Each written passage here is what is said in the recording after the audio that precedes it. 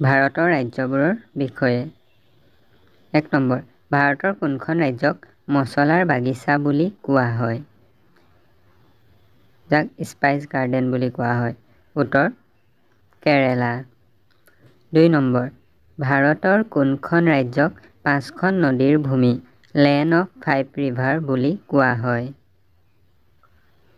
উত্তৰ, 5খন নদীৰ ভূমি বুলি পাঞ্জাৱক কোৱা হয়। 3 নম্বৰ, ভাৰতৰ কোনখন ৰাজ্যক ভগৱানৰ নিজৰ দেশ গডছ অন কাণ্ট্ৰি বুলি কোৱা হয়?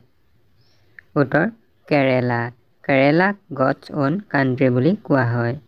4 নম্বৰ, ভাৰতৰ কোনখন ৰাজ্যক দেৱভূমি বুলি কোৱা হয়? দেৱভূমি বুলি ভাৰতৰ উত্তৰাখণ্ডক কোৱা হয়। 5 নম্বৰ, ভাৰতৰ কোনখন ৰাজ্যক চেনিৰ বাটি চুগাৰ বল বুলি কোৱা হয়? চুগাৰ বল অফ ইণ্ডিয়া বুলি উত্তৰ প্ৰদেশক কোৱা হয়। 6 নম্বৰ, ভাৰতৰ কোনখন ৰাজ্যক ফলৰ বাটি ফুইট বল বুলি কোৱা হয়?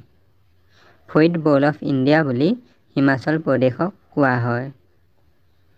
7 নম্বৰ, ভাৰতৰ কোনখন ৰাজ্যক ভগৱানৰ ভূমি লেণ্ড অফ গড বুলি কোৱা হয়? লেণ্ড অফ গড বুলি উত্তৰাখণ্ডক কোৱা হয়। 8 নম্বৰ, ভাৰতৰ কোনখন ৰাজ্যক ধানৰ বাটি ৰাইচ বল হিচাপে জনা যায়? ৰাইচ বল অফ ইণ্ডিয়া বুলি অন্ধ্ৰ প্ৰদেশক কোৱা হয়। 9 নম্বৰ, ভাৰতৰ কোনখন ৰাজ্যক ফুলৰ ভূমি লেণ্ড অফ ফ্লাৱাৰ্ছ বুলি কোৱা হয়? লেণ্ড অফ ফ্লাৱাৰ্ছ বুলি ছিকিমক কোৱা হয়। 10 নম্বৰ, ভাৰতৰ কোনখন ৰাজ্যক ৰজাৰ ভূমি লেণ্ড অফ কিংছ বুলি কোৱা হয়? উত্তৰ, লেণ্ডছ অফ কিং বুলি ভাৰতৰ ৰাজস্থানক কোৱা হয়। 11 নম্বৰ, ভাৰতৰ কোনখন ৰাজ্যক শস্যৰ ভঁৰাল গ্ৰেনেৰী অফ ইণ্ডিয়া বুলি কোৱা হয়? গ্ৰেনেৰী অফ ইণ্ডিয়া বুলি পাঞ্জাৱক কোৱা হয়। ধন্যবাদ।